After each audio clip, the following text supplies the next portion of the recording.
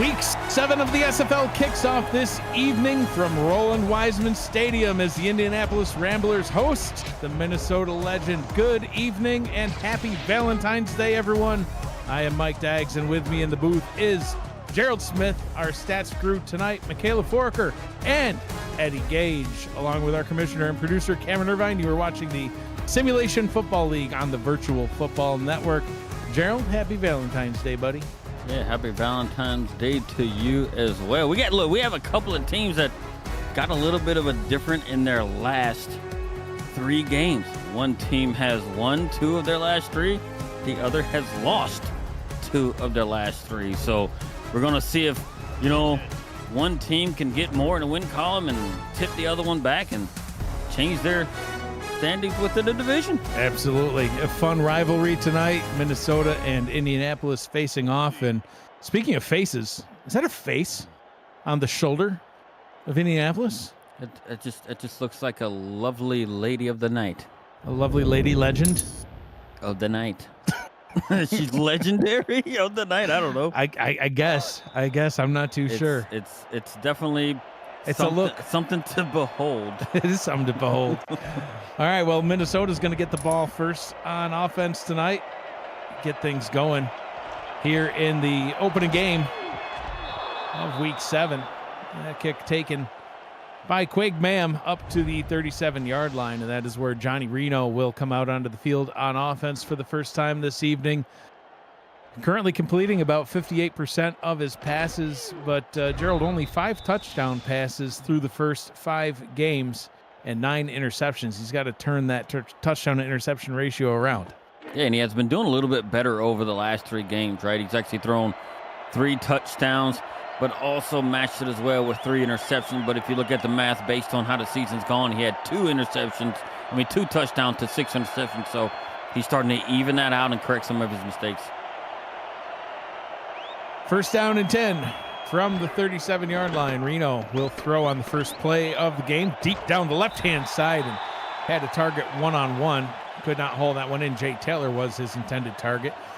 Along with Johnny Reno is Isaac Knox and Colin Hart at the halfback position. You've got Robert Henson Jr. at fullback.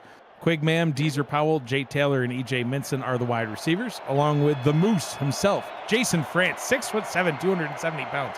That's why he's a Moose. Brookie Burr, Axel Raven, Carly Forge, Griffin King, and Ruthie Raven on the offensive line. Our first run of the ball game goes to Colin Hart. Can't find anything there. They spot him with a 1-yard pickup. Top 10 in carries, yards, touchdowns, and has the 9th longest run on the season of 31 yards so far for the former MVP. Yeah, and look, and this is what we got here, right? So this is what Minnesota doesn't want to be in 3rd and long. It's not typically how their offense operates and is at its most successful in these 3rd and long situations. Reno over the middle completes that one to the Moose. And, we talked about Paulie Truth in the pregame show about how helpful it is to have that big, reliable tight end target over the middle. And you just saw Jason France get a nice catch there. The one-time All-Star, 9 seasons in the league, 6 have been here with the legend, and converts a big one for Minnesota on their opening drive. And you know what's surprising about Jason France is the fact that he's only made 1 All-Star appearance. Yeah. I don't know why.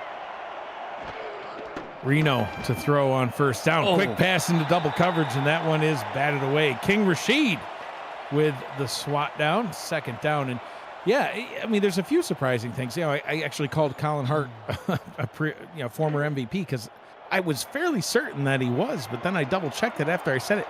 He wasn't. It feels like he has been. It feels like he's been the MVP more than once. He should have had an MVP. He should be in the Hall Player of Fame. of the season. Yeah. He doesn't have any of those things yet. None. Yet. Yet. On his way. 2nd down and 10 inside Indianapolis territory, standing right on the Legend Killer logo. Not a good spot for a legend to be. 4-yard pickup on 2nd down sets him up with a 3rd and 6. And here comes another 3rd and medium-ish to long. And I do believe it's going to be a situation right here, right, where they're going to have to look for, like possibly the Moose again. So Moose with his hands in the grass up top. runs over the middle. Reno goes deeper than that and finds his target. Teaser Powell climbing the ladder, getting hit, doing a spin, but holding on. Yeah, the former New Orleans Pharaoh, right? Coming through right there, jumping up and grabbing it. You know, it looks like one hand in the air, if I'm not mistaken, able to hit it and spin. And I'm going to give it out already, Gerald. That's the Nice Hands catch brought to you by Retroid. Put a Retroid handheld in your hands and play the only video game with your player in it. SFL 4K 23. Listen, if you can jump, get hit, spin, and hold on, we'll catch you get one-handed. That's a Nice Hands catch. Colin Hart breaks his first tackle, doesn't break the second one as Kenneth Gatson Jr. brings him down to the ground. And let's take that opportunity to talk about that Indianapolis Ramblers starting defense. Thomas Matthews, Seth Harrison, Robert Cherry, and Jack Big Boss on the defensive line. Frodo Laggins, Kenneth Gatson Jr., Casper Haddock, and Matthias Citrion are the outside linebackers. First down and goal now. Jay Taylor with a nice catch. I don't know how that ball got to Jay Taylor right there, because there was a couple of defenders right in front of him. But you know what the former MVP does? Throws it right through the traffic. Very confident in his throws in his wide receiver, and now they're down at the 2-yard line. It's just about triple coverage. That's crazy. First down and goal from the 2. Adam Knoll, Jermaine Menefield, King Rashid, Rick Evans, Ramner Sudi, and King Jamal in the secondary. I formation for the legend. Reno to throw. Quick pass over the middle is almost picked off. Jermaine Menefield nearly got that one right at the goal line. I don't know what Reno was looking at right there. He's looking at Jermaine Menefield and threw it to him. Because he had someone coming right across the middle right there, kind of wide open. He just made the wrong choice, man. He had Jay Taylor over the middle open. Second down and goal from the 2. Reno goes down to the ground this time, and Colin Hart towards the goal line, gets just enough and puts it in for 6. I do believe he just barely got in, but if I am Indy right here, I'm having another look at it. They're not happy with the ref's call. You hear the boos, but as it stands right now, it's a touchdown. And what a very, very good opening drive. Yeah, we'll see a challenge on the play, so let's take a retroactive look at the play. Get your console to play the SFL on the go at goretroid.com as the ref goes under the hood. Takes another look. Let's see if we're not going to really see much from this angle here. Let's see if we can get one down the side, and we do not, so we'll see what they say.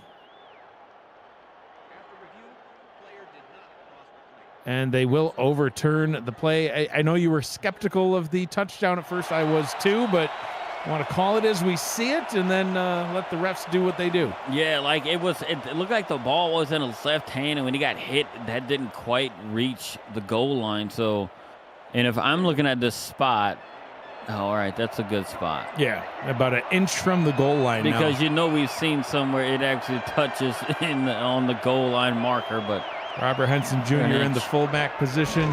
Ball is handed off. Colin Hart stuffed. And he can't get there, Gerald, in a 4th down goal line stand by the Indianapolis defense. Yeah, Nero was kind of criticizing King Jamal for having all those tackles, back there. And what's he do? He comes up pretty big right there and, knocks him down. So, field goal try by Mickey Melillo. I don't even know if you want to call it a try. If he can't make that one, he should be immediately cut from the roster. Look, how do you feel about putting up a 12-play, 63-yard drive and coming out with the field goal right there? Yeah, it's painful. I mean, you get that close. Actually, you see the touchdown on the board. It's taken away, and then you can't punch it in. But yeah, definitely. A great play by King Jamal. That was a 4-point tackle for him, and also earns him some incentive money for getting that 3rd down stop inside the 2. Yeah, defensively, right, seeing how they gave up so many 3rd down opportunities by the Indy defense right there on that drive, but they were able to come up big on that 3rd down to take, being able to keep a touchdown off the board and only have them settle for 3. So we'll get our first look at the Indianapolis offense tonight as they'll start off their first drive on the 29-yard line.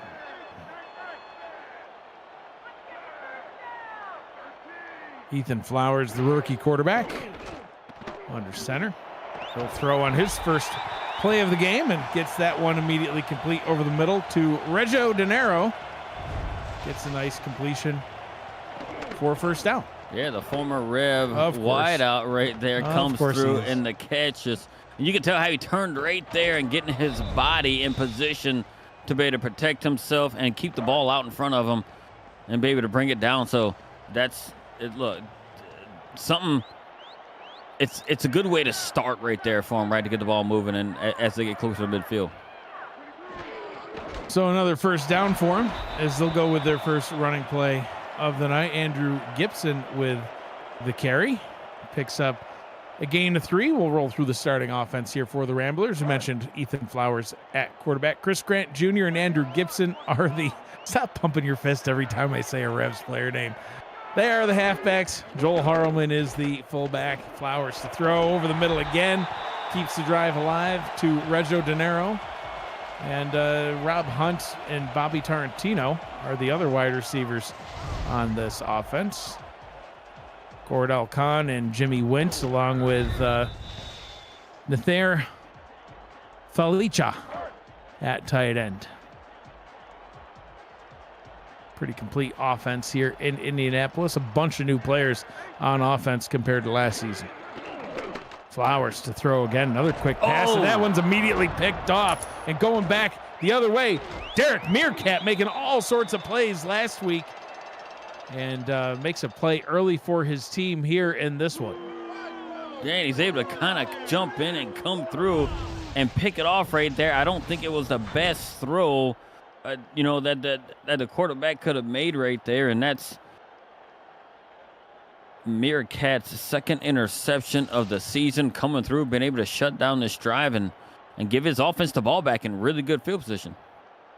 Derek Meerkat with 8 tackles, a tackle for a loss, a pass deflection, and an interception last week in their absolute thumping of the Albuquerque Adams. They won that game 31-9, and the defense played a huge part in that game.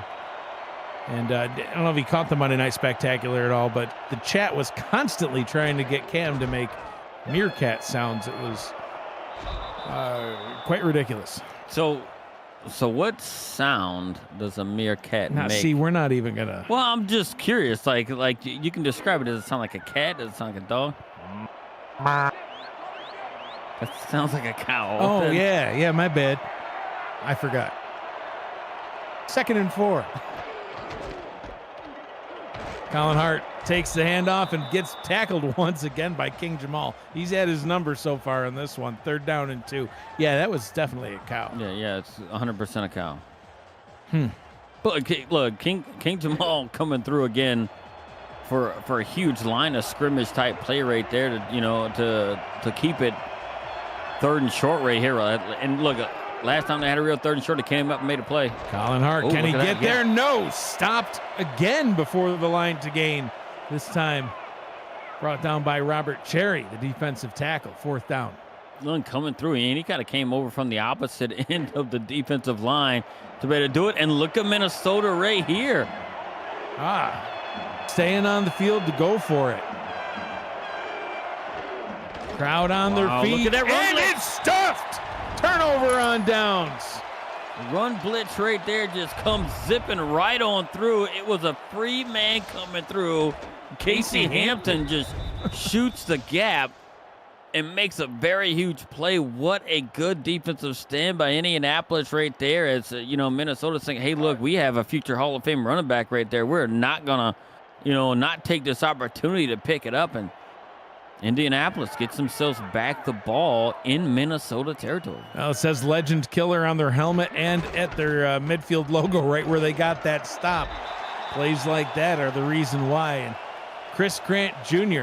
getting a carry now and picking up 7 on his first tote of the rock. Yeah, and that's some things we've seen flashes up down Louisiana, right? Give him the ball, and he has a quick burst of speed, kind of, shooting the hole right there and getting them, getting yards like that, staying well ahead of schedule. Back down to the ground they go and picking up another big chunk of yards, this time going down to Andrew Gibson, the wide receiver turned halfback coming over in free agency from the Canton Classics. Now here in Indy, getting things done on the ground. Yeah, I do think that this is a way that, Indy, if they can keep being successful, on the ground, I think it's going to open up some of the passing game. But I think for them to kind of get themselves back in it and get a little bit of momentum, they're going to have to get the run game going. Yeah, agreed. Yeah, I mean, statistically speaking, they don't have the greatest rushing attack so far this season. Between Chris Grant Jr., Andrew Gibson, and Joel Harleman, and heck, you can even wrap Ethan Flowers' few runs that he's had in there as well. 18th in total number of carries, 16th in total number of yards. They do have the 7th best average, so maybe they should run the ball more. Right now, they're going to use their quarterback, Ethan Flowers, connects to Rob Hunt, gets another nice first down. Yeah, Hunt coming right across and, kind of doing his rookie, quarterback a favor right there, reaching out, grabbing it one-handed, a little thrown out a little bit far right in front of him, but Rob Hunt coming through and being able to secure it in there as they start to inch right there. And look, and that's just something that you can do on offense, right? So they were doing good in the run right there on 3 back-to-back plays. And what do? Run come out and what you would think would be a running type formation, drop back and hit a quick slant going across the middle. 2 backs in the backfield. Quarterback throws. That one is complete once again. He's been targeting Dinero often in this one, Gerald, through these first couple of drives, and picks up 9 on that one. Look, and I think the Indianapolis offensive coordinator is actually seeing something that I'm starting to see as well, right? That, Minnesota is running a lot of man coverage right here, and they think they have the personnel to try and best that. Back down to the ground they go with Chris Grant Jr., and they will spot him tackled at the line. Looked like he may have picked it up to me, but the ref says no. That was a first down. If I saw that in real time, I don't know if I'd challenge it here because you only have 1 left. By taking a touchdown off the board earlier, but it was close. They spotted it a full yard shy, but easily picked up that time by Joel Harleman, the first carry of the night for the fullback, sets him up with a 1st and goal from the 3. Look, and this is where it's a situation where you can run either 3 of the ones in the backfield, Grant Jr., Gibson, or Harleman, right? So you got a lot of options here. Down to the ground they go, and tackled at the 2 is Chris Grant Jr., 2nd down and goal. Yeah, and looking at it gives them, 2 more downs right here as they on a, 1.5-yard line. And I would do something to hand it off to, to Harleman right here, but it doesn't look like he in the backfield. Look like Gibson's back there. They hand it off to Gibson, and he is tackled behind the line to gain. Matthew Alvarado with the stop. We talked about him in the pregame show, the girl that got away. Yeah, look, and he came up huge right there for a tackle for loss of about 2 yards. He was really, really big right there, coming through and bringing him down. And someone was kind of an open field tackle. It's either him or no one. He lives in the backfield. His 16th TFL on the season, 4th best in the league. 3rd and goal, final play of the first quarter. Flowers looks, fires, end zone, incomplete. 4th down is 000's hit on the clock. So we'll have to wait till the start of the second quarter for them to attempt to get some points through the field goal. Well, and that was quite a dangerous throw as well, right there. You can see the replay of a lot of legend members in the middle. 1 quarter down, 3 to go. You're watching the Simulation Football League on the Virtual Football Network.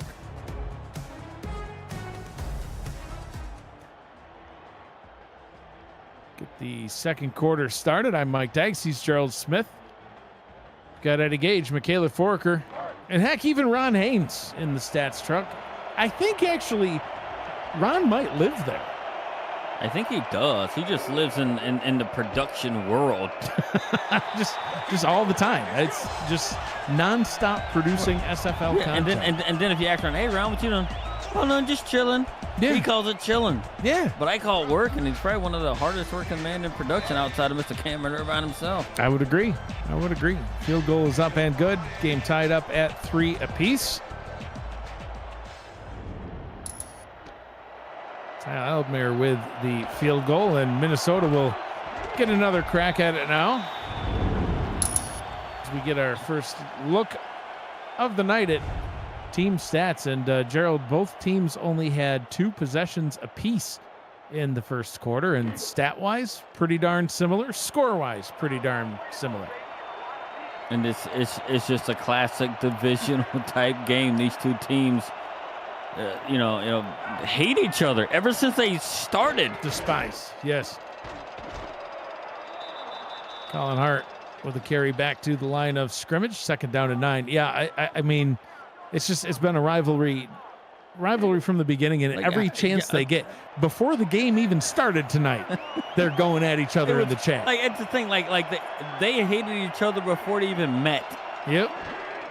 Talk about a rivalry.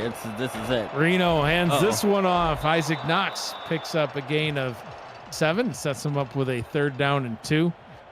Or was it earlier on? Nicholas Frossel in the chat. Why is their logo a record player? What the heck, man? And then Robert Henson. I think it's a lamp, Frossel.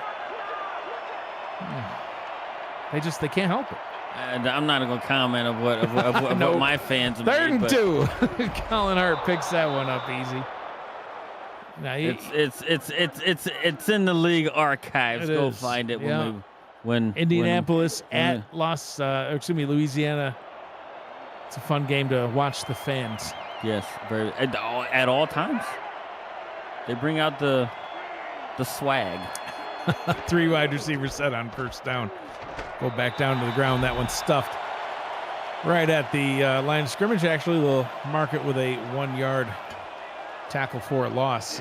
Colin Hart, so far in this one, struggling to get much going on the ground. Last week in their win over Albuquerque, 21 carries, 78 rushing yards, and a touchdown, averaged about 4 yards per carry. Reno to throw, goes over the middle, wide open is E.J. Minson, hit immediately as he catches the ball, but holds on for the 1st down. Yeah, and the veteran right there, right, spent a whole lot of his days winning championships in Florida. Just decided it was too hot and humid, decided to make his way up north, over the last 2 seasons, and pulls in a big old catch right here. Passing 200 yards now on the season is E.J. Minson. Averages about a 1st down and a half every time he catches that ball.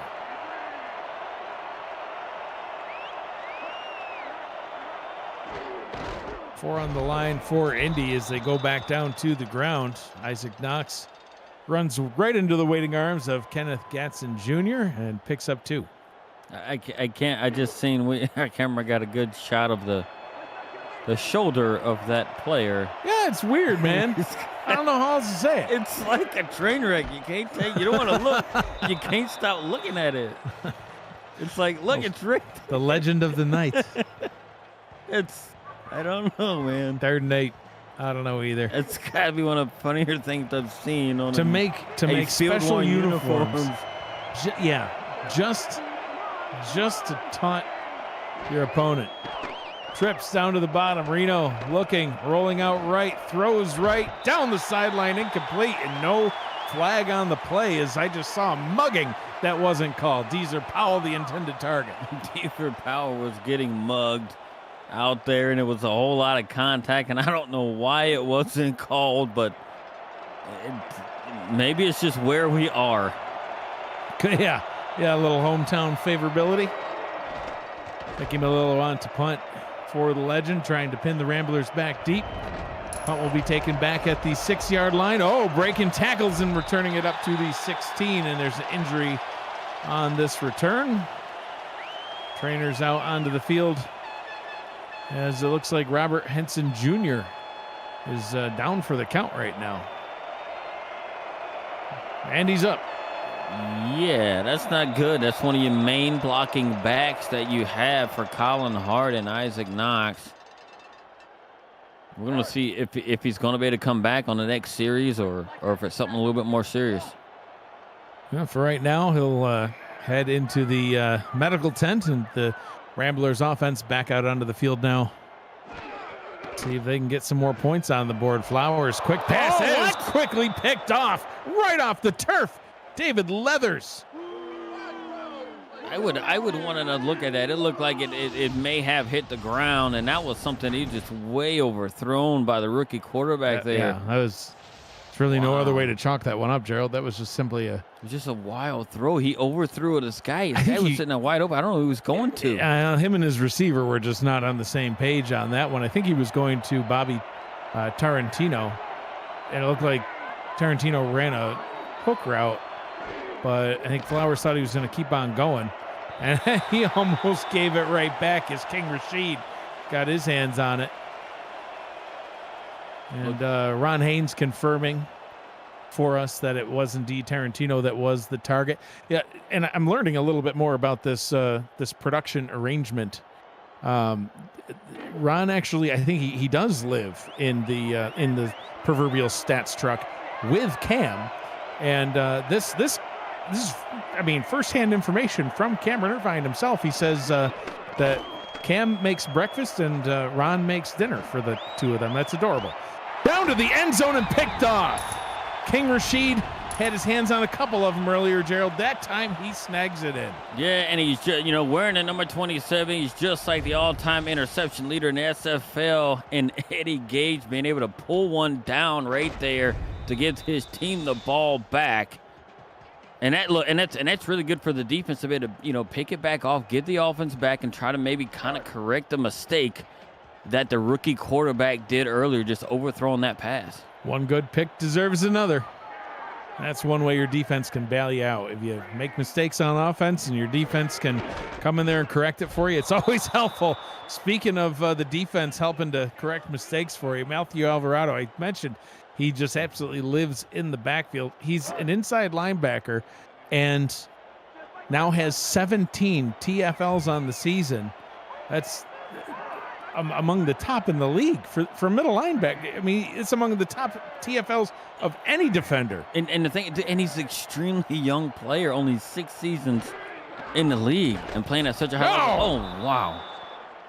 Wow, another great blitz, this time by Jason Clay from the outside linebacker spot, getting another 4-yard loss. That one was more of a, not a question of if there would be a sack, but more who was going to get there first. Oh, they seemingly brought so many people right there. It was half the defense. Alvarado almost got there again, too.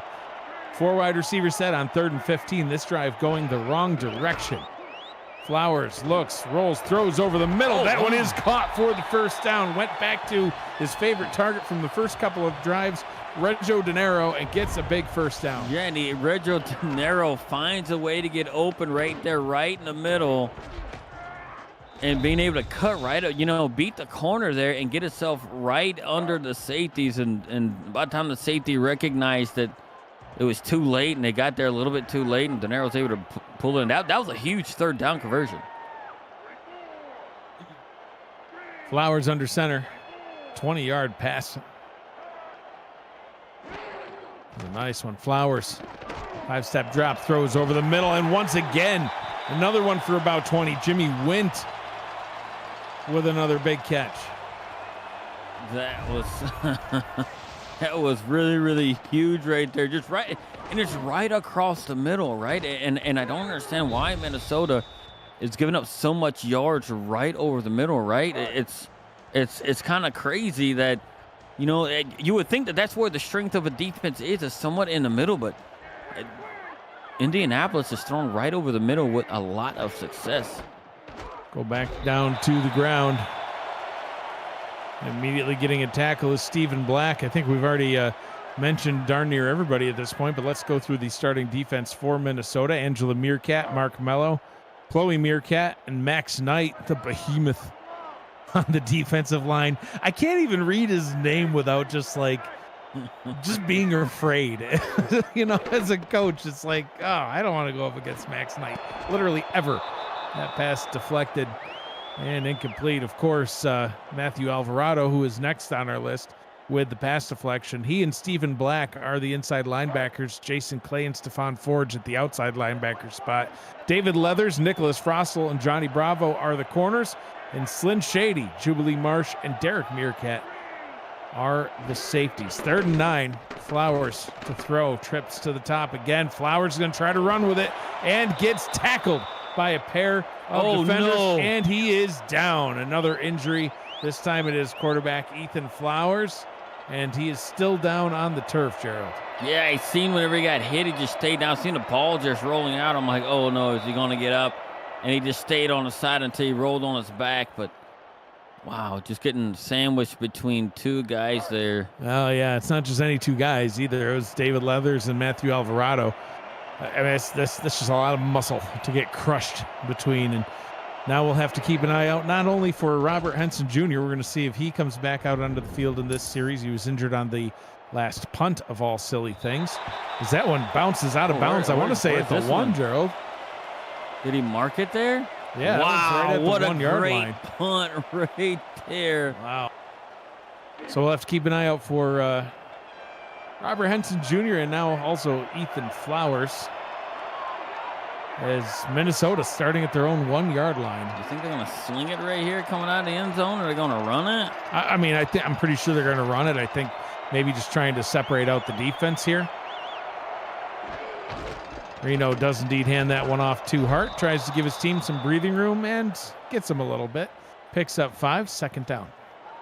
Yeah, look, I thought I saw the alignment, right? They went in motion and looked like that maybe they were possibly looking to switch it up, but had his own defense, liked the way it looked, and, got yourself 5 yards on 1st down. I formation on 2nd down and 5. They'll stick to the ground. Isaac Knox getting around the outside. 3rd down and inches coming up. Perfect opportunity for Robert Henson Jr. to make an appearance, if he can come back. Right, look, and Isaac Knox. Not here quite yet, though. Like, Isaac Knox, he's a large man. 6'3", 235. He put a juke move, and it didn't look like quite as nimble as you would expect a running back to look. Oh, wow. See, right there, Gerald.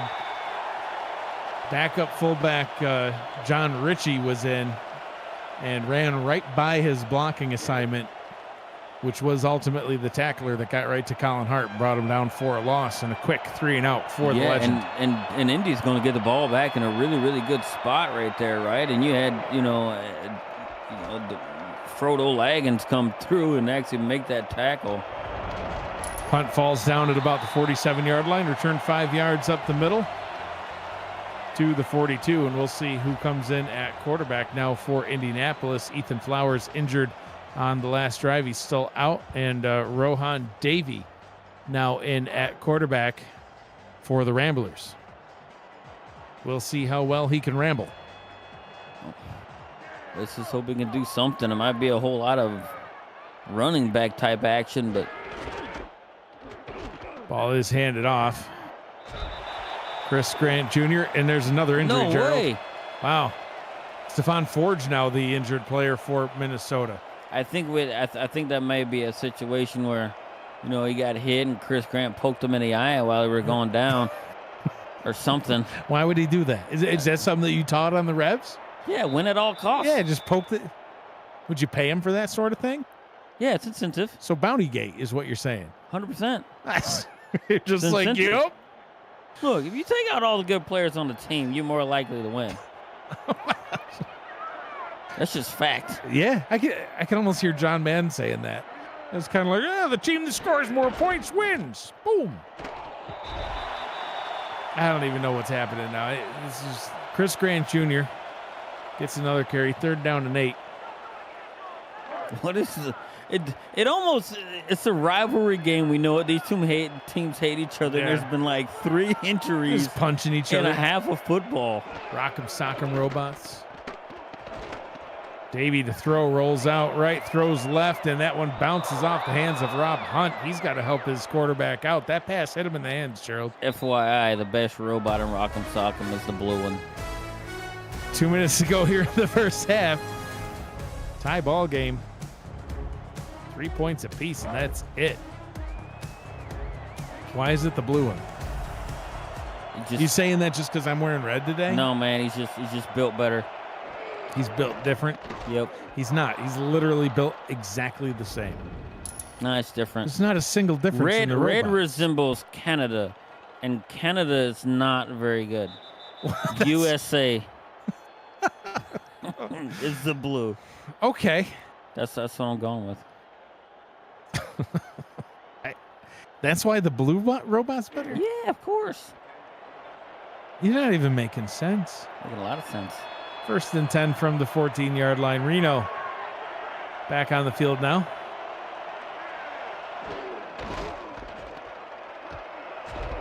Colin Hart carries that one up the middle. Slightly off tackle, I should say. And John Ritchie still in at fullback. And, Gerald, to your point, when Robert Henson Jr. went down, the first thing that you mentioned, man, there goes their lead blocker. We've already seen it, the results of it, I should say, a couple of times now on these past couple carries. Reno throws that one up top, finds E.J. Minson, gets a big first down and more.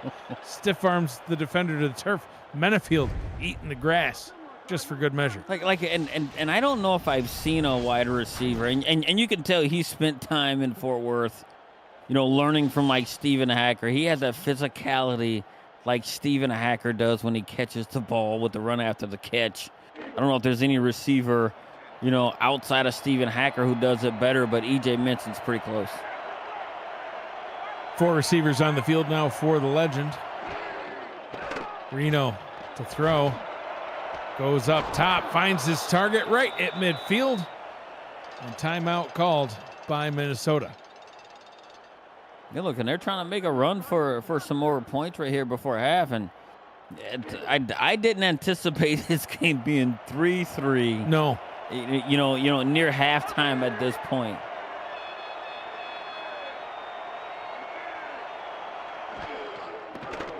Reno to throw, quick pass over the middle. That one's complete to Jay Taylor. And another timeout called. Gerald, we saw each team with 2 possessions in the first half. Minnesota went 12 plays, 62 yards, and had an 18-yard field goal on their opening possession. Indianapolis would throw a pick on their opening possession, but after getting the ball back would go 10 plays, 38 yards, and they would have a field goal right at the very beginning of the second quarter. But since that time, we have had nothing, just punts and picks, and that is it. Minnesota with a punt, then they both traded interceptions, then 3 more punts. Here we are now at the 36-yard line. Looking like we're getting back into some scoring range, though, as that first down catch happens at about the 20-yard line. They'll go into the no-huddle. Yeah, I don't know if I would go in the no-huddle right here. Maybe they like the alignment, but I just wouldn't do it. I guess, yeah, I wouldn't either. I mean, well, you know what? I think they like that alignment. Touchdown legend, Jay Taylor. And how does King Rashid allow someone to get past him like that and get wide open, just straight beat the coverage and just let him go? I guess they were looking for more short routes, and guess what? They caught him sleeping, and he was open by probably 3 or 4 yards. And it worked. I mean, they got the touchdown. They did leave 46 seconds on the board. Not that that's a ton of time to be able to do a whole heck of a lot, but to your point of, I don't know if I'd go into the no-huddle here. You maybe want to take a little bit more time off the clock, but, I mean, what works. 10-3. Minnesota is a 6-play, 86-yard drive. Didn't even take a minute off the clock, and they punch it into the end zone for our first touchdown of the ballgame.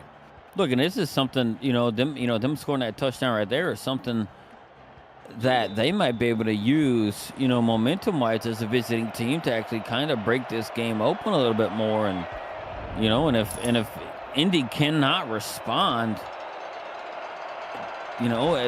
Minnesota might, get themselves in a situation where they might be able to smother out the other team like they've done like the past couple of weeks. Especially with Ethan Flowers still, in the medical tent. See if we can get an update on him perhaps at the half. But for now, it is still Rohan Davey in at quarterback for Indianapolis. And he's only had 1 possession so far. Wasn't really able to do very much with it. And now only 41 seconds to go with all 3 timeouts. They might just stick to the ground with Chris Grant Jr. and Andrew Gibson.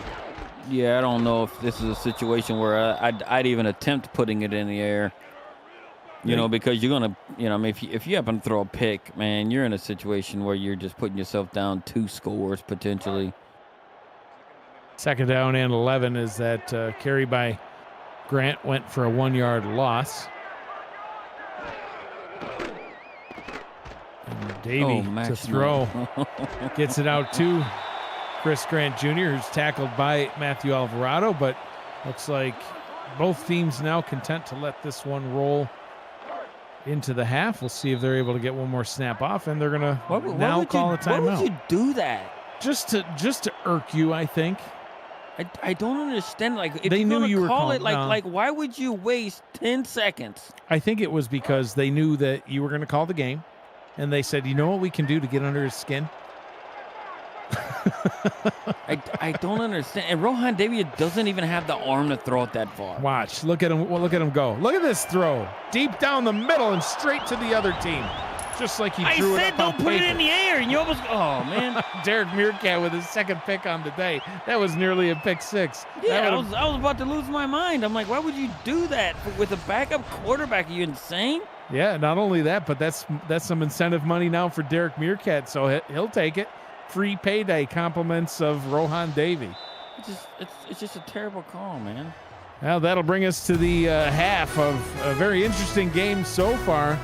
10-3 as Minnesota leads here at the half. You're watching the Simulation Football League on the Virtual Football Network. Gerald, your thoughts of the game so far, minus that last drive. You can't include that. Look, I sure hope that type of mindset doesn't carry on to the second half for the Ramblers. But look, they are still in the game right here, right? I do believe that they, are in it. And Minnesota isn't doing anything overly impressive, right? Because Indianapolis defensively is holding back their offense, but Minnesota is doing the same thing to the Indianapolis offense as well. So it's still anybody's game right now. Indy's got to give it a little bit more oomph, as they say, coming out in the second half, because if they don't, they're going to get left behind. Jay Taylor's touchdown catch gets him the halftime player of the game. And we will take a quick halftime break presented by Brakes GPT. We just pulled a full-size Taylor Swift helmet. Shout out to all our Swifties. Travis Kelce. This is a Giants Lawrence Taylor. Patrick Mahomes. Chad Johnson with the Ocho Cinco. We have a Drew Brees. Is that an O.J. Simpson jersey? An Aaron Rodgers. Oh my goodness. Tom Brady! Tom Brady!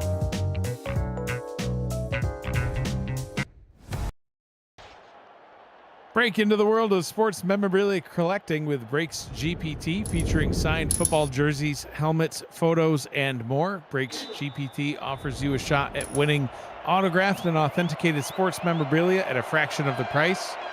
Join the community of collectors on our Brakes GPT Facebook page and lock in your shot at hitting a humongous headliner on our site, brakesgpt.com. And Indianapolis will get the ball to start the second half, but not great news for them. No, because their quarterback, Ethan Flowers, is out. He somehow has broken his shoulder by getting sandwiched between two high-level defenders on the Minnesota team. So it's Rohan Davey and his weird attempts to throw passes down the field. You got to let that go. I can't. I'm sorry. And Stephon Forge, doubtful, I believe, was the... Yeah, he's having spasms on the defensive side. So we'll but I do think he's going to be back out there. We will see if he comes back out there. Henson as well is actually... we're not sure if he's going to come back in there, but he's having some spasm issues as well.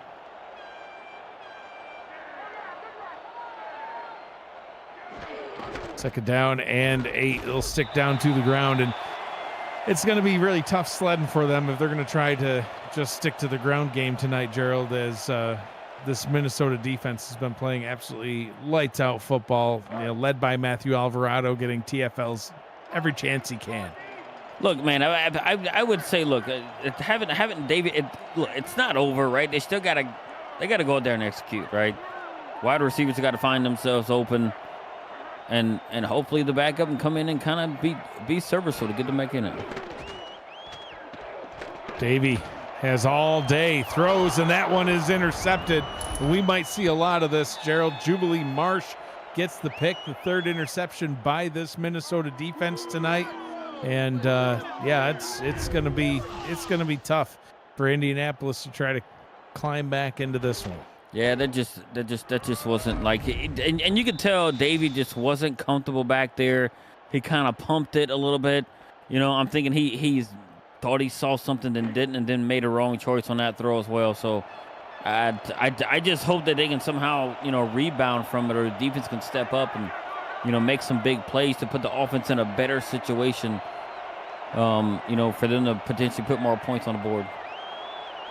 4 pass attempts so far by Rohan Davey. He's completed 1 to Indianapolis players, 2 to Minnesota, as the Indianapolis defense isn't really doing much to help their offense right now, just leaving Taylor wide open. That was a massive coverage breakdown. I don't know what happened there, because he was just wide open by 10 yards or more. There was nobody else in the view, Gerald. On the sideline. Look at this. 10 yards between him and the nearest defender.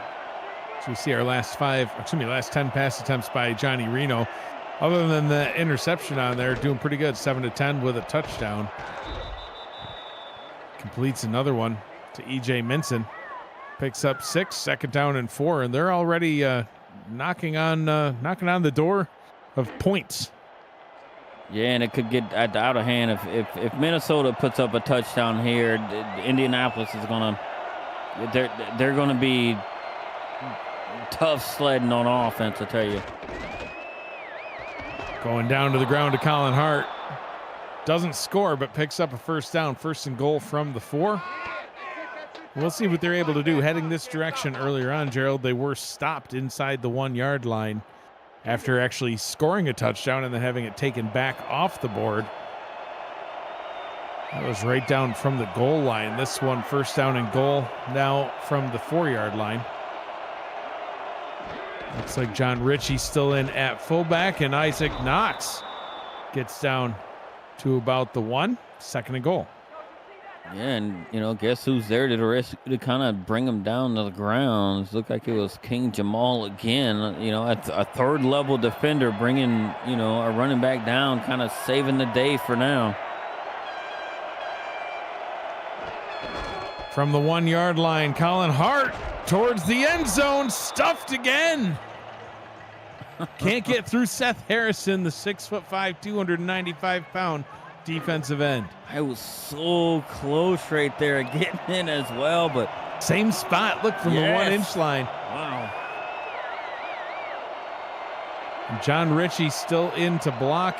He now goes offset to the left. 3rd and goal. They'll go up that direction, and Knox dives into the end zone. This time they're able to punch their way in, Gerald. Touchdown legend, and they're an extra point away from being up 2 touchdowns. Yeah, Knox was like, yeah, they're not taking this one off the board, to make sure I hurry up and give myself a little bit of dive in there and get across the goal line. And now Indy's looking like, you know, seeing how they don't have their rookie quarterback in there, you know, like they're going to, God, I think they have a pretty tough hill to climb. Oh, absolutely. I mean, like I said, Rohan Davey, after coming in, he's thrown the ball 4 times. He's completed 1 pass to his team. He's completed 2 passes to the opponent. It's not good stats. No, it's not. Like I seen it the way he played. The 1 pass I guess it was the 2nd pass he threw. You know, before half, I'm like, this isn't looking promising. I don't know what he's trying to prove to anybody. It's just prove that he can't play. Kick return taken up to the 27-yard line by Andrew Gibson. They do still have 2 good quality running backs in Chris Grant Jr. and Andrew Gibson, but like we were talking about earlier on, Gerald, combined, their rushing stats this season are middle of the road at best. You know, it's something that we wanted to see them try to work on, and unfortunately their hand is kind of forced here into having to go with a run game with Flowers now out for the game. And only problem with that is being down 2 touchdowns just to even tie it up. It's a tough task that they have ahead of them, but plenty of football left. 16 and a half minutes to go here in this one. 2nd down and 4 after that 4-yard pickup. Yeah, I just think they can't ask Davey to do a whole lot from the quarterback position, right? To make these big, long, huge throws, right? You need to get yourselves in a third and very manageable, and just hit some of these short routes, these quick routes, and get him somewhat in a rhythm and get some confidence, because I don't think Davey has much confidence in himself right now. Back down to the ground they go, and picking up a first down is Andrew Gibson. Moves the chains for the Revs. The 2025 SFL convention kicks off the league's 25th anniversary season on July 10th to the 14th. You can join the SFL Nation at the rooftop pool of our host hotel, the Hyatt Regency, looking out into Baltimore's Inner Harbor. You can reserve your room now at the special group rate at simfl.net. Move the chains for the Revs. I liked it. You couldn't help yourself. I like it. Well, you've got it ingrained in my head now. See what you do. Yes. Very much so. You're just like proud of it. You're like, yeah, I am. that's by design. It is very much. Roosevelt Colvin with the tackle there. Second down and 11. Ramblers, Revs. I mean, what's the difference between a two-legged horse and a car? Car has four wheels, not as good as a horse. Oh, come on. David Leathers now joining the pick party. 4 interceptions thrown now by Indianapolis. 2 by Flowers. 2 by Davey. And Legend back in control of the football right at about midfield. I think that's 3 by Davey. I think Flowers only really hit 1. You're right. I think that's Davey. It's just 5 picks now by the defense. You got 2 by David Leathers, 2 by Derek Meerkat, 1 by Jubilee Marsh. This is a very lopsided ball game now with the injury. So Reno, quick pass over the middle. They're going to keep their foot right on the gas, which is typically a Rambler thing, but the Legend are going to do it.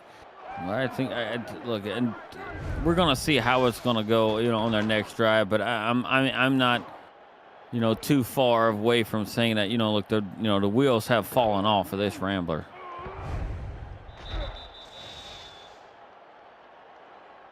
First down and 10. So we see an updated look at Jay Taylor's stats. 1 yard away from hitting the century mark on the day. Reno puts Quig Mam in motion. Mam's had a quiet night so far. No passes his direction. That one is deflected and incomplete. And King Rashid had an opportunity to really help out his team there. He's probably had about 8 opportunities to pick a ball off. He's only grabbed 1. But, those opportunities, especially when your offense is struggling, right? You have your backup quarterback in and everything's not going really well. I mean, you have to take advantage of those and get your team the ball back and kill the opposing, team's drive. For sure. I mean, sometimes it's just not the offense's night, and they just need to count on the defense to pick up the slack. Right now, Minnesota firing on all cylinders is, I keep making car references against the team that's not the car team, but what can you do? As almost had a touchdown catch for E.J. Minson, but yeah, we talked about it in previous Matt Wilson SFL kickoff shows, Gerald, with King Rashid being your defensive player spotlight, and right now he's not playing quite up to the same level as he was in that game. That was one where Rashid just, he did bail out the offense. He was able to put points on the board, and it's one thing for your defense to just simply limit your opponent to points. It's a whole nother when your defense is actually causing scoring plays too. Indianapolis has had an opportunity for that so far, and they're just not able to get it done. Now 1st and goal, and scratch that. Touchdown Legend as Isaac Knox puts another one into the end zone. Look, and it's a thing, right? Like I said, look, the wheels have officially fallen off, but for the Ramblers, right, they need those. The Ramblers on blocks, Gerald. Right. Yeah. I don't think the wheels have fallen off. The Legend have blown the doors off of it. And their final challenge now being used on another touchdown play. They're going to see if they can back him up to the 1-inch line again. I just don't know if this even matters at this point. It's really bad for me to say that because we're like the mid-third quarter right now. Well, yes, I know. It just feels like it's the 8th quarter. Let's take a Retroid retroactive look at the play. Get your console to play the SFL on the go at GoRetroid.com. And once again, they win the challenge. So points come off the board. And they once again stopped him right at the goal line. Second and goal, though. See, last time it was 3rd and goal. They only had one more tackle to make. Now it's 2nd and goal from the 1-inch line. Well, I think this is Colin Hart time right here. And, you know, if everything goes the Legend way, he's going to have his 180th touchdown of his career. Easy. Walked it in like it was nothing. Colin Hart, end zone touchdown legend. Like I said, that's his 180th touchdown of his career.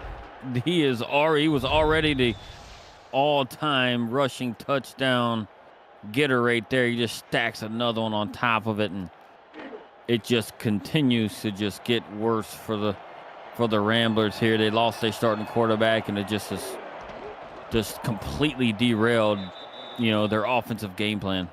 Extra point is up and good.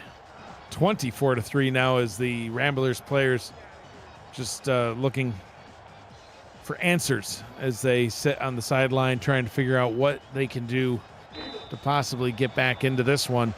And it's crazy, Gerald. Like you said, we were only midway through the, 3rd quarter, but it's a game where it's like, all right, just maybe we can just go with a running clock. Just no more timeouts. It's incomplete pass doesn't stop the clock anymore. Just let it go. Yeah. All joking aside, is there something that Indianapolis can focus on? Is there something that they can do to try to get back into this one? Down 3 scores. I don't think you abandon a run, right? Look, I do think it's too much for you to come back from because, you know, the Legends actually moving the ball pretty good on offense, right? I do think, you know, offensively for the Rams, look, hey, you can kind of start to focus on the run, right? And actually do shorter passing routes. You don't have to throw it deep downfield right now. Get them in some sort of rhythm. Get some confidence in them. Rohan Davey hands that one off to Joel Harlman. He'll pick up a gain of 4. And, you know, honestly, there is enough time left that you don't have to totally abandon the run game. So it is good to see them potentially stick to that. You know, they're able to pick up a few there.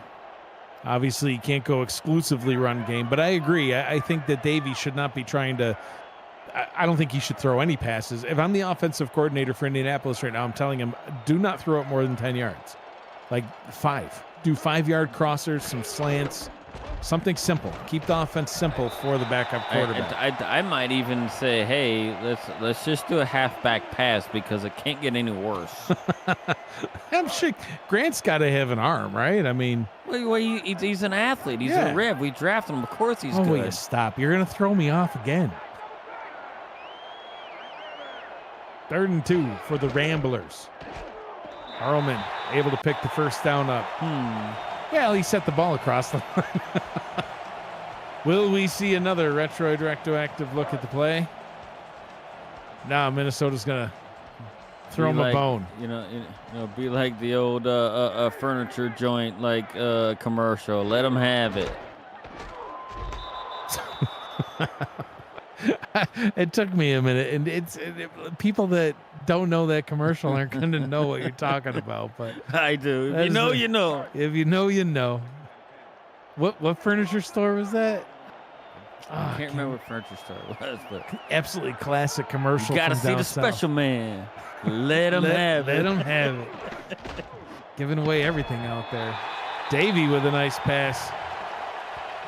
Getting that one to Rob Hunt.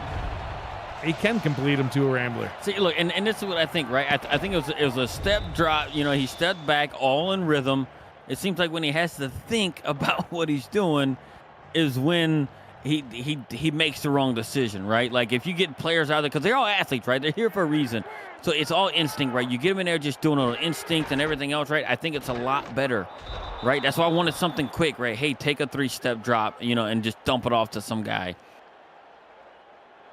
Second down and 11 after that 1-yard tackle for a loss.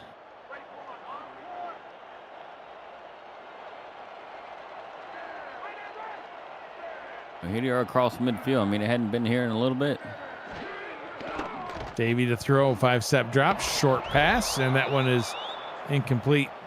And that was actually a pretty good throw, right? Yeah, Rob Hunt's got to get that one. Yeah, Hunt just wasn't able to haul it in. And again, that was one way he dropped back, right? Step back. Yep. And in rhythm, when he's Threw at it the end less of his than 10. drop, he's been able to actually throw it. So That's exactly what you want to see for a guy like Davey. But Hunt just didn't come through for him. Davey to throw on 3rd and long, rolls out right. He's going to try to run. This is what took Flowers out of the game. He'll only pick up a yard, and that'll bring up a 4th down. You are watching the Simulation Football League action here on the Virtual Football Network. We've got action all week long, starting with the SFL on Sunday and Monday, followed by the UFL Tuesday and Wednesday. The SFLM is back on Thursday, and SFL Week 8 takes us through the rest of the days right here on an exciting week on the Virtual Football Network. Punt return taken up to the 22-yard line, and Gerald, I absolutely love it. I mean, look at 16th, 17th, 18th, 19th, 20th, 21st, 22nd, 23rd. Football all the way through in a variety of different formats and styles. Whatever suits your fancy, we've got football for you here. it's like nonstop action on the Virtual Football Network. Oh, love it. I'm still in the works of trying to get a little bit of a different logo out there if we can squeeze it in somewhere, but we'll see. So if you it want some happens. Tecmo, huh? I sure do. Well, you put something together, man. Gotta make it happen. Oh, what a defensive play there. You sold your SFL team. You've got free time. Stop taking so many naps, old man, and put together a league. Naps feel good after owning and operating a team for, well, actually being a coach, right? Never stopped since season 11 up until last season. So, man, that was a long time, right? 6 straight years of a lot of sleepless nights and banging on the desk, yelling at players, grabbing helmets, kicking them in the butts at the same time, and wanting to tase them when they don't grab the ball before it goes in the end zone, that type of stuff. 3 quarters down, 10 minutes remains here from Indianapolis, Minnesota in control of this one. 24-3, you're watching the Simulation Football League on the Virtual Football Network. Updated look at the team stats is not even close. Gerald, as Minnesota has run away with it. They've picked away with it. They've thrown away? No, that don't sound right. They've won in all facets of football. And it's not even close. It's turnover game has been the big difference. Is the Moose? He's been quiet since the first quarter, but gets a big pickup there. 5 turnovers to 2. And they're just, I think they're summing up how we were in the booth too. Like, what is happening right now, right? Yeah. Look, the Moose just comes in and sheds the tackler right there. And getting there, and guess who's there to clean it up, right? Their leading tackler, King Jamal, which is never a good thing if he's always making tackles. But, the defense has got to step up. I just think, once their starting quarterback went down, it was like, man, what do we do now? But, as a player and an athlete, right, you still got to go out there and you got to say, hey, look, man, next man up and do it. And when Davey comes out and, one of his, first couple of throws ends up in a pick, and then he throws 2 more after that. It's just terrible. Miranda Dumas in the chat says, R.I.P. Ethan, I'll send ... flowers. Oh, that's cold. That is cold. Too soon. He's still in the medical tent. I mean, dude's got a broken shoulder. Yeah. They're trying to use but I like it. We'll say in a rivalry like this, you have to kick them when they're down. Miranda's not even on either team. Oh. Yeah. Yeah. Oh. What does it matter? I don't know. She's just out there taking shots for no reason. Reno taking shots as well. That one nearly picked off. And Gerald, obviously the biggest storyline of the game, I think, is Ethan Flowers going down because Rohan Davey hasn't been able to do squat. He's Nothing. He's completed still more passes to Minnesota players than he has to Indianapolis players. That's just bad. But the other storyline here, and I mean, it's a close second. Indianapolis's defense has done their offense no favors. They have had multiple passes from Johnny Reno. Johnny Reno could have 8 picks right now on today's game if they would just catch the ball. Look, and that is literally, it's all solely, in my opinion, it's always solely on King Rashid. He had many opportunities, right, to be able to haul the ball in and take it in there. 'Cause look, he literally won them a game, just by doing it. They beat the undefeated Bossier City team. Yeah. By King Rashid picking the ball off and actually turning one directly into a touchdown. So, and he could have done that tonight. Yeah, it makes such a difference, and they needed it more tonight than ever before. 2nd down and 3 after a 7-yard pickup. I mean, still sticking to the ground game. They're down 3 touchdowns, 8 minutes to go. At some point, I think they just need to start airing it out. I don't know. You want to do that? You want to see 10 interceptions by Davey? Go ahead. Well, I mean, you got to score somehow, some way. Chris Grant Jr. picks up the 1st down, but, at their own 27-yard line, they're still 73 yards away from the end zone. Field goals do them no good. I mean, if anything, it should just be 4-down territory all the way out. Yeah, it should. I mean, what do you got to lose? A backup quarterback? I think they're going to cut him after this game Poor anyway. Rohan. Well, Jacob not very Fielder on the sidelines, the backup to the backup. He's chomping at the bit for his opportunity to try to throw to a rambler. Well, look, Davey himself played at LSU, and I don't think he's ever looked that bad.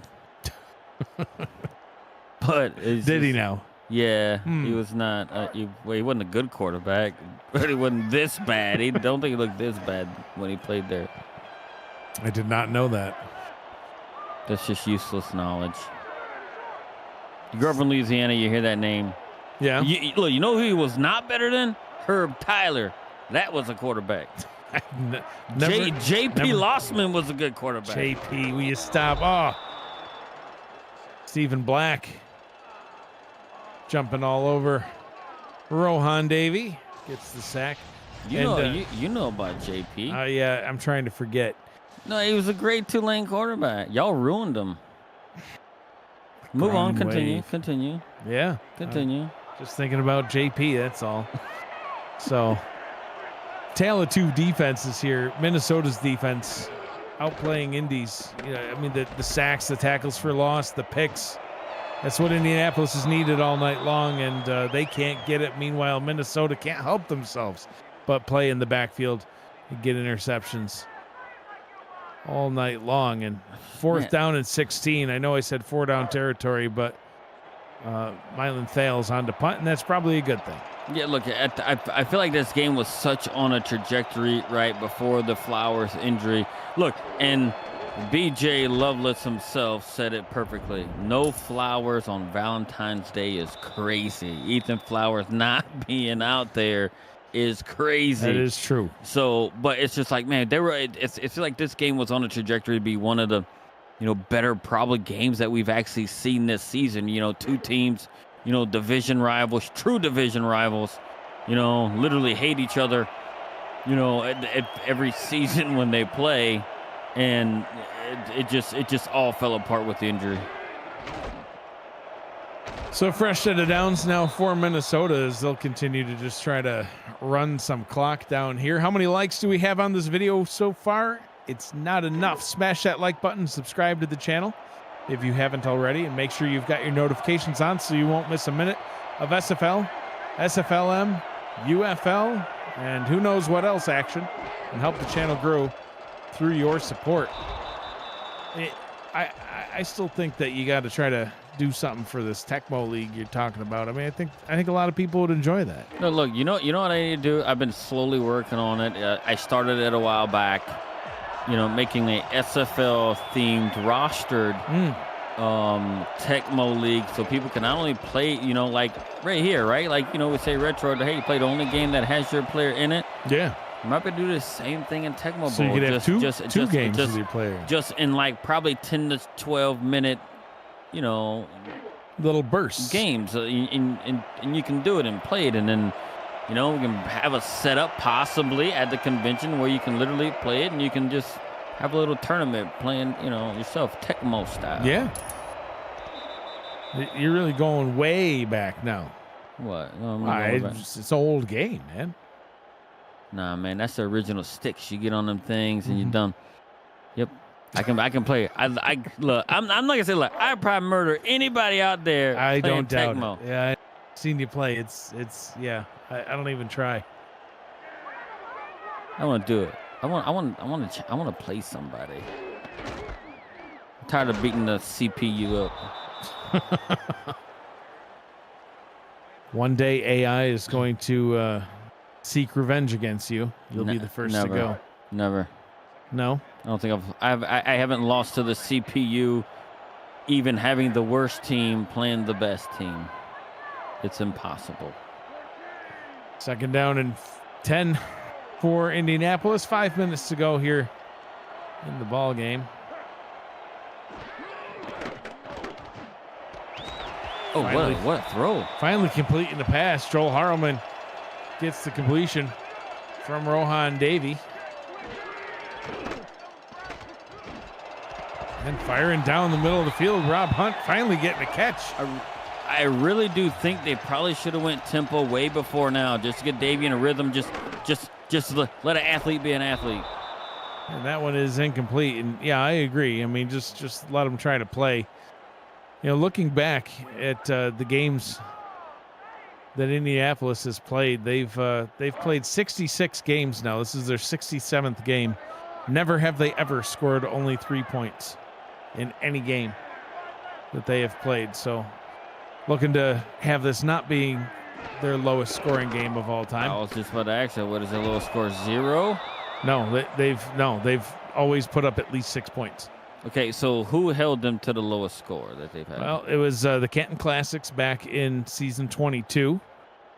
Back in week 2 of season 22, that was a 20-6 loss by Indianapolis. And back in season 20, Los Angeles, the Lycans of all teams, put up 27 points and also held Indianapolis to 6 in that one.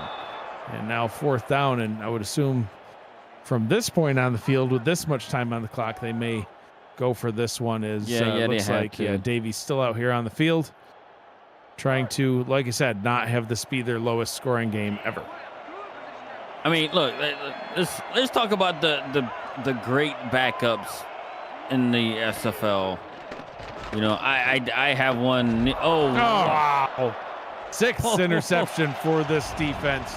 This one going back quite a ways. Johnny Bravo gets it all the way up to the Indianapolis 35-yard line, and count this one is done. Yeah, and that was the 4th pick by Rohan David, but that's not completely just solely on him. That was an excellent play. He said let athletes be athletes. There you go. Yeah, and he just, oh man, that had to be one of the better catches I've actually seen like in a very, very long time, especially by a defender. That man levitated. Yeah, he sure did. Reno back onto the field now, and looks like finally Robert Henson Jr. decides to come back in for garbage time. The Chad has shown up in the chat. Chad, you need to somehow remove your ghost from this Indianapolis franchise. You're costing them wins. He's basically a curse, is what you're saying. Yeah, he is. The Chad is still haunting this team. Down with the Chad. Yeah, we need to exorcise that demon. Hashtag blame Chad, I think, is what was in the pregame show chat. Sure was. Second down and 3 as the clock continues to run. I would imagine Minnesota will continue to keep it to the ground, letting as much time tick off the clock as possible as Isaac Knox picks up another first down. You were starting to mention before that Johnny Bravo pick about the best backup quarterbacks in the league. Yeah, so if we had to just take a poll, right? So see who is the best backup quarterback Larry. that has played in a game and actually went there and actually played a full few games, everything else? Who A full who would you? well, come on. No, well, no. A full few games. No, not a few, but just a full game, right? And actually played well enough to be like, that's a name. I'm never going to forget that name. Yeah, I know you're talking about Whisker LaFouche. Yeah, everybody. I mean, you Whisker. set your question up so that Whisker LaFouche is the only answer. No, Larry Love played a game, right? Not the whole game. Well, He's never started a game. Well, I'm sure he Whisker's started half a season. Not half a season, about 3 games. Hey. 2 games maybe. Anyway, that's beside the point. Half but your look, wins. Look, Larry Love. Yeah, probably. Yes, very much. That season, Whoa, yes. that was. Why would I say something mean like that? But like on Larry Valentine's Love Day? came in, right? We know Jordan Sipe got hurt early on in the Early, game. yeah. And Early first and Love quarter. came in, so we can call it a full game. Sure. And he came in and did. He actually saved you guys. He you did. know? He. I tell you what, the most strangest man I've seen come off the field, and the first thing he does, most people want to grab oxygen. He grabs his pack of cigarettes Yeah, and starts smoking he's it a on the chain sideline. smoker. Yeah, it's nicotine is his throwing fuel. Right, if you wouldn't yell at him on the sideline like, Larry, you can't take that cigarette out on the field, he probably would. Oh yeah, no, he just tucks it right up in his ear. 2 minutes to go here in this one. Minnesota firmly in control. And literally still lit, still burning. Singes the ends of his hair, but it's okay. Tucks it up in his ear, throws the ball, pulls it back out. Takes a drag of the smoke. Larry Love. That's a different type of man. Yes, it is a different type of man. You know, well, I'll put it this way. So last week against Charleston, tried to throw a little wrinkle in there and tried to do some designed Jordan Sipe running plays. And, on one of them, of course, inevitably, he gets absolutely demolished by the defender, knocked out of the game. So Larry Love comes in and, the broadcasters pretty much basically, can Mickey get it in? Oh, jeez, missed right it. off the post. Come on, Double Mickey. M7. Double. I remind him at the convention that he missed that one. Yeah, well. Of all kicks he misses, that. he misses the one against the Rifle. Shame Listen, on you, Mickey. Offense playing lights out. Defense playing lights out. Mickey. Dong. Happy Valentine's Day, Mickey. We love you, man. Anyway, yeah. So the broadcasters in the Aztecs game said, "Well, Larry's not going to run it." Know what he did? He ran it. Got himself a first down. I thought he was going to get injured too. Wouldn't have surprised me. It's it's what he does. Yeah.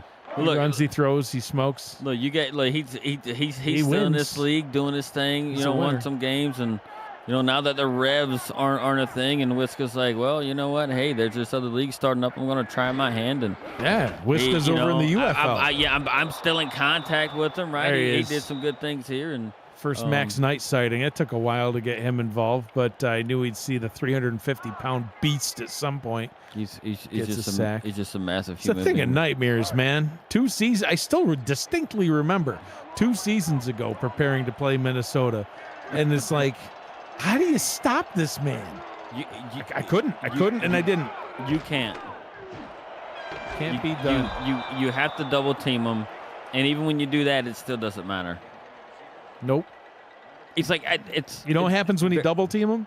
You have 2 offensive linemen get pancaked. Yeah, do like very few players, across this league on the defensive front will intimidate an opposing offensive lineman, and he is just one of those. It's just a name too, right? It's just Max Knight just makes, I don't know. It's a thing to haunt dreams. So does Davey know that his players are wearing black? He's probably colorblind. I don't know.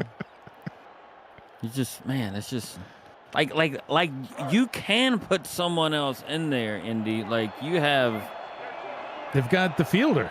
Yeah, you got Jacob Fielder. Yeah, you got a fielder. You could see if Chris Grant Jr., maybe Andrew Gibson can sling the rock. Wow, that play action went right to Matthew Alvarado. Hey, go ahead and get a pick 6 and just He's literally going to do it. There he goes. Down to the 20, 10, 5. Defensive player of the game, Matthew Alvarado. The girl that got away gets the MVP on Valentine's Day. Well, happy Valentine's Day to him. And he does it and just comes right out right here and gets a couple of blocks on defense. Look, the defensive players of Minnesota are blocking better than the offensive players for Indy. This just got off the rails. This is not the game we expected. This is not. It just all went away with Flowers. Yeah, and that's it. Yeah, I mean, Minnesota literally destroyed Flowers on Valentine's Day, and then ended it with a pick six by the one who got away. That's the story of the night for Valentine's Day. That's how the week gets started here in week 7. Grand Theft Alvarado, they call it in the chat. And it is indeed. Wow. Grand Theft Alvarado. Pick 6. Yeah, he's having an amazing season so far, Gerald. I mean, we talked about him in the pregame show. We've talked about him at length already. Oh, my God, and there's a fumble. What is going on? Come on, man. Like, that's just not. Just kneel it down if you could. Like if you're gonna quit, just throw the white towel in. God, man, come on. And I think, at this stage we'll just see Johnny Reno take a knee, and it's it probably is for the best. Listen, week 7 of the SFL season 24 rolls on.